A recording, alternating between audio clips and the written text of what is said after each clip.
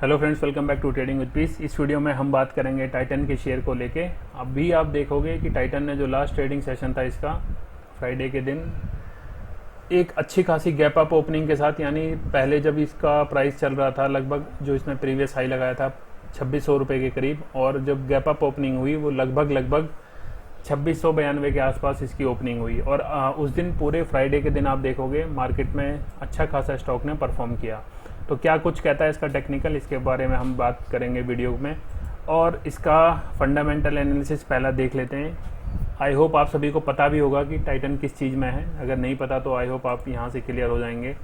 Titan का जो major business है ज्वेलरी से है। ज्वेलरी डिवीज़न है इनके पास, वॉच एंड वेयरेबल डिवीज़न है इनका, और एक आईवेयर और कुछ 1% रेवेन्यू आता है अलग से। तो मेजर जो इनका फोकस रहता है वो है सोने चांदी का काम। जो आपने सुना भी होगा, इनके जो ब्रांड हैं कैरेट लाइन, तनिष्क, अच्छे खासे इनके ये आउटलेट हैं जिनको लोग ट्रस्टेड एक पार्टनर के नाम से जानते हैं for their purchase of new jewellery. और जैसा कि आपको पता भी है, इंडिया में फेस्टिवल सीजन स्टार्ट है और अभी एक महीना पूरा रहेगा, और लगभग हर एक कुछ ना कुछ लोग चाहते हैं कि कुछ ना कुछ gold, silver, diamond as per their buying power कुछ ना कुछ लोग ऐड करते ही हैं सीज़न के टाइम पे।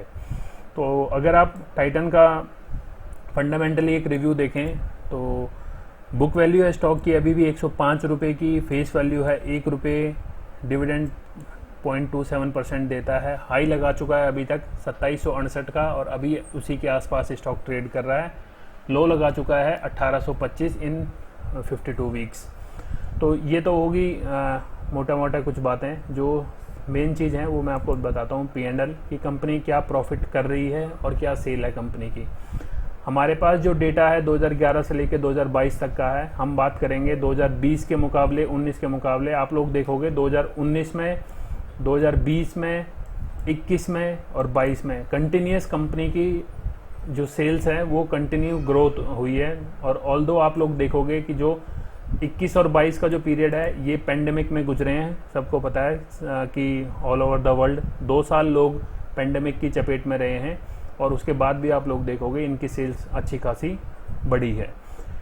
ऑपरेटिंग प्रॉफिट देखोगे वो भी राइजिंग है। लगभग 3344 करोड़ का ऑपरेटिंग प्रॉफिट मार्च 2022 में इन्होंने पोस्ट किया है। इस साल का देखते हैं क्या होगा। अगर हम इस साल की बात करें तो क्वार्टर ऑन क्वार्टर अगर हम इसका डेटा देखोगे आप, तो क्वार्टर के मुकाबले आप देखोगे जून 2022 का जो क्वार्टर था इनका, जो फर्स्ट क्वार्टर होता है कंपनी का, उसमें भी इन्होंने 9443 करोड़ की नेट सेल्स की है, और प्रॉफिट में रहा है ये वाला क्वार्टर भी ऑलमोस्ट 790 करोड़ का इनका इस क्वार्टर में, यानी Q1 में अच्छा खासा प्रॉफिट रहा है।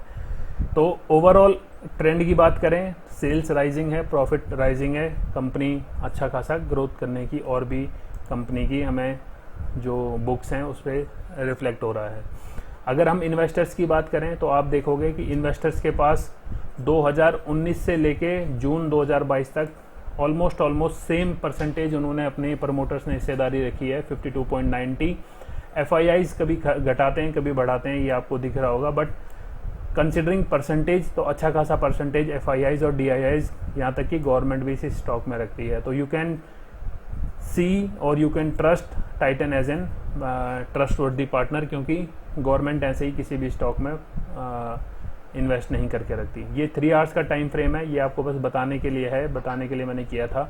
अब हम सीधा इसको, अगर हम इन्वेस्टिंग की बात करते हैं, ट्रेडिंग की बात थोड़ी देर के लिए साइड रख देते हैं, तो यहाँ से हमें इन्वेस्टिंग में हम देखते हैं कि ऑलमोस्ट जो टाइटन ने एक हाई लगाया था अपना, प्रीवियस जो इसका हाई था वो ये वाली रेंज थी, जो कि आप देखोगे 2022 मार्च में लगी थी, और उसको एक टाइम इसने टेस्ट भी किया है। एक टाइम इस रेजिस्टेंस को इसने फेस करके, रिस्पेक्ट करके कंसोलिडेशन फेस में भी आया, जो कि आया है सितंबर 2022 में। ऑलमोस्ट 1 साल के करीब हो गया इसको, 1 साल तो नहीं बोलेंगे, 2022 और दोनों एक स्टार्टिंग ऑफ द क्वार्टर के करीब था, एक अभी जो इनका सेकेंड क्वार्टर है उसके आसपास है।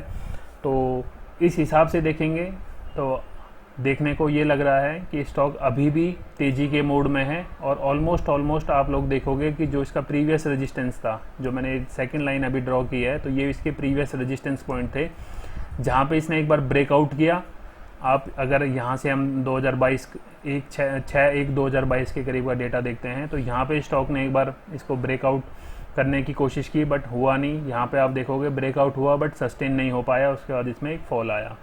फिर से सेम वही सिनेरियो आपको देखने को मिल रहा है यहाँ पे। और जब अभी ये प्राइस खुला है, गैप अप ओपनिंग हुई है, तो ऑलमोस्ट जो इसका पुराना रेजिस्टेंस था उसके ऊपर ही खुला है। तो it shows A bullishness in the stock.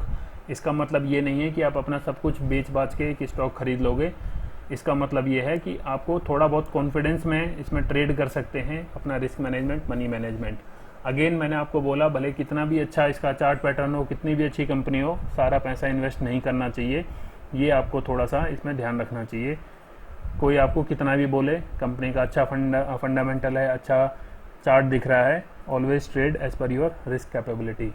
तो अब क्या किया जाए? जिनके पास है स्टॉक, आई वुड सजेस्ट कि उसको होल्ड रखें। ऑलमोस्ट दिवाली के अगर आसपास देखें, जो हम 2021 का जो दिवाली का टाइम था, लगभग इस नवंबर के महीने में आप लोग देखोगे, इसके बाद स्टॉक में एक तेज़ी आई थी। तो वी आर एक्सपेक्टिंग कि ये ऐसा कुछ तेज़ी जो इस पीरियड में आई थी, तो ऐसी ही कुछ रैली हम इसमें देखने की एक उम्मीद है। बाकी लेट्स सी क्या होता है, क्योंकि दिसंबर में ऑलमोस्ट जो नवंबर की सेल है दिसंबर में रिफ्लेक्ट हो जाती है बुक्स में, तो उससे और ट्रस्ट बढ़ जाता है। तो ये तो होगी एक इन्वेस्टर्स की सोच। अगर आप ट्रेडिंग इंट्राडे वाले हैं तो always look for the chart patterns and then trade accordingly. I hope video आपने यहाँ तक देख लिया है। Thank you so much. मिलते हैं नेक्स्ट वीडियो में। Till then trade with piece.